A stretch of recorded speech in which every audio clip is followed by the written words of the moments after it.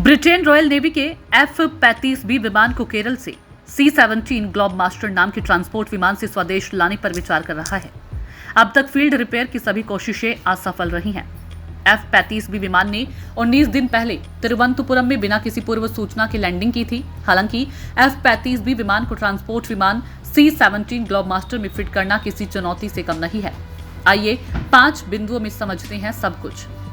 C-17 Globemaster में fit करने के लिए F-35B को तोड़ना पड़ेगा।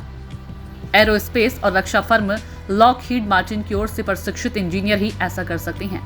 बेहतरीन तकनीक वाले स्टील्थ फाइटर जेट को तोड़ने के दौरान ब्रिटिश सेना की ओर से उस पर कड़ी निगरानी रखनी होगी। हर कदम को रिकॉर्ड और सत्यापित किया जाएगा।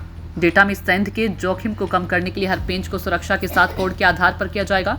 स्टील्थ तकनीकों की चोरी से अहम रहस्य उजागर हो सकती हैं। इससे कूटनीतिक और सैन्य स्तर पर खतरा पैदा हो सकता है।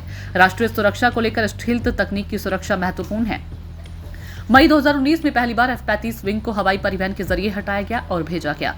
फ्लोरिडा के एग्लिन एयरफोर्स बेस पर C-17 ग्लोबमास्टर की ओर से F-35 लाइटनिंग को एयरलिफ्ट किया गया।